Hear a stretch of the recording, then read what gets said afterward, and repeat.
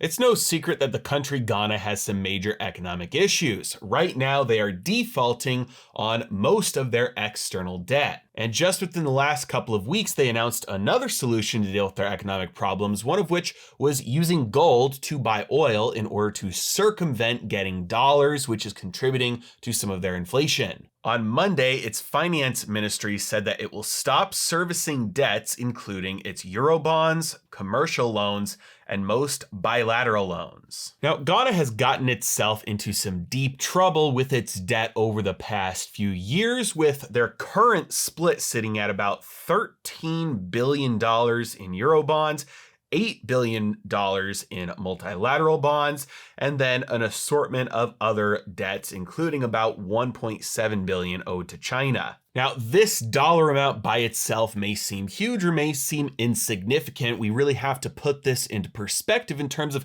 how big is this amount of debt, in terms of how much it costs the government compared to how much the government makes from its tax revenue. If we take a look at this chart, we can see that about 70 to 100% of the government's revenues from taxes are spent on interest payments on its debt. So as an individual, let's say you make 100 grand a year, this would be like you having to spend $70,000 a year just on your interest payments, like your minimum payment on your credit cards. That would be absolutely preposterous. You'd get cut off way before you got to that point. Credit card companies would stop letting you borrow more and more before you got there. But that is not the case with countries. Many countries are able to rack up massive debt piles like Ghana to the point where 70% to 100% of their income from taxes is just going to pay the interest on their debt. Now, clearly that's a position that is just unrecoverable. You are not going to be able to increase your productivity as a country enough to be able to increase your tax revenue enough to pay down that debt to the point where you can afford to start spending your tax revenue on other things that are more productive for your country rather than just sending payments abroad. But the scary part is how they got there, because it didn't just happen one day. It slowly worked towards that as they took on more and more debt. And we can start to see hints that this is where we are going in the United States. First, take a look at this chart, which is the total public debt as a percent of GDP. For many years during the 60s and the 70s and the 80s, we were sitting under 40%. Now, just so you know, this number, the GDP, is calculated basically roughly the size of the economy. So if you could sell everything, you sell your whole entire economy, the money you'd get from that, you take 40% of that, you could pay off the national debt. Obviously, that could never happen, but that's what that number means. Now, from the 80s, we slowly started to increase until we got to about 2008 here. And it started skyrocketing until about 2012, till we hit about 100%. Now, obviously, things got crazy in 2020 when we printed a few $1 trillion and the government borrowed that from the Fed, and we skyrocketed up to about 134% of GDP. And now we're sitting again, still right around 120%. So again, that number means if you could sell your entire economy and then take the money from that and pay off your national debt, if you're over 100%, that means you'd still have debt left over. From a personal balance sheet perspective, this would be called a negative net worth. You sell everything you own to pay off your debt, and then you still have debt that you owe. But even that picture alone doesn't give us an accurate representation of where we are and where we're headed. For that, let's dive a little bit deeper into the data. We can go to fiscaldata.treasury.gov and see right now our total debt is a little over $31 trillion. Now, if we go back to 100 years ago, in 2022 dollars, the United States only had about $400 billion worth of debt. Here's another chart that compares our debt to our GDP, but it goes back a little bit farther and shows that in the 40s, we still had a pretty high debt to GDP ratio, but it was still under 100. And never in our history have we been where we're at today. But just because the total number has grown to 31 trillion, and just because that number is high as a percent of our GDP, that doesn't necessarily mean that it's impossible for our government to continue paying that. For that, we need to look at the interest expense. Right now on the national debt, the average interest rate is just over 2%, which is actually lower than it was back in 2013 at almost 2.5%. And that's because over the past 40 years or so, interest rates on average have been on the decline. And so that has allowed the United States government to take on more and more debt because the cost of rolling over that debt actually made that debt cheaper. So they could grow their debt pile and their expenses to maintain that debt wouldn't go up.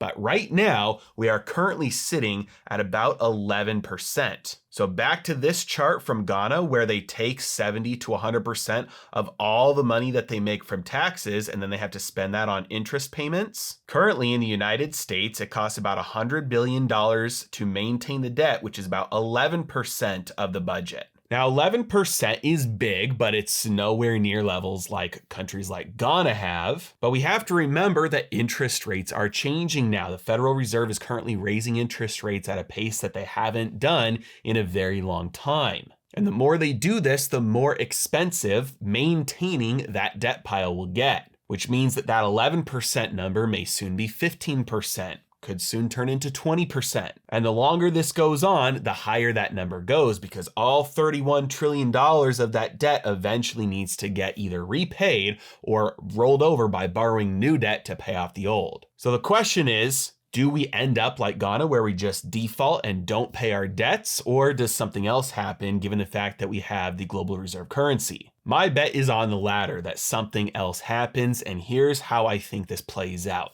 Number one, interest expenses get to the point where the United States government just can't afford it anymore. They're not bringing in enough money from taxes to pay off the existing debt interest expenses, plus all the existing expenses that they have outside of just the debt. That means the Federal Reserve then is forced to resume quantitative easing and buy US treasuries from the market so that those prices of treasuries stay higher, so those interest rates stay lower. This will allow the United States government to borrow more money indirectly from the Federal Reserve to pay off their old creditors. Step two, this means that existing bond holders, treasury holders, will start to sell them because they'll recognize the Federal Reserve is never going to wind their balance sheet down to zero. We're just going to have to monetize all of that debt. And since the Federal Reserve would be actively buying treasuries again at that point, that gives a buyer for everybody to sell to. So this means the $31 trillion worth of debt that is held by institutions and central banks and countries, governments, sovereign wealth funds all around the world,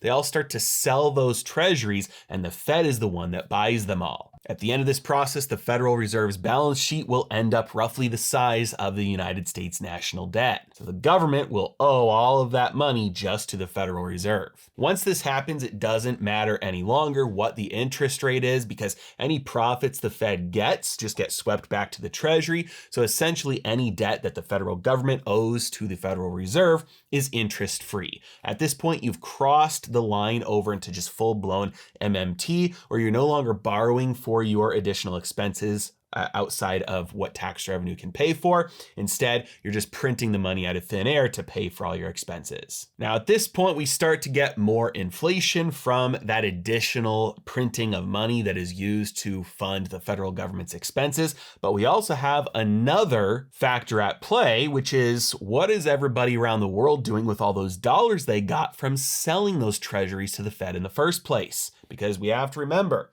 $30 trillion of debt around the world, everybody just sold that to the Fed. So now there's $30 trillion of actual dollars, not treasuries, floating around out there. Now, if everybody got rid of their treasuries because they're not paying them back in real purchasing power, do you think they're going to hold on to the dollars that aren't even paying them an interest rate at all? Absolutely not. But if you can't give your dollars away for yen, and you can't give your dollars away for pounds, and you can't give them away for euros, you're going to try and give them away to get something, right? So where in the world are you going to send those dollars? They're all going to come back to the United States. Now, they don't just ship them back here on a boat or anything like that. They want something for them. And so those dollars will come back by purchasing our stocks, by purchasing our land, by purchasing our real estate. And when that all fails, and when international foreign investment is outlawed to prevent all of our assets from being owned by foreigners, from central banks, sovereign wealth funds, other countries, then what will happen is they'll just buy our stuff.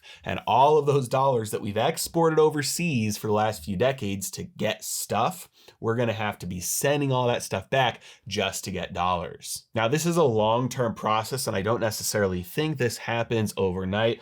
necessarily even within the next couple of months or maybe even the next couple of years. This is something that typically happens over a very long time horizon. And the thing that I'm spelling out here is really the death of a global reserve currency. So this does take time, but that is what the end game is. And that is how I think this whole thing plays out with all this debt being owned and all these dollars circulating around the globe. That's how all that inflation eventually comes back to the United States. And the only way we can circumvent the pain of that is by an increase in productive output that equals or exceeds all those dollars coming home. But that is a story topic for another day. As always, really appreciate you guys. Thank you so much for watching. Have a great day.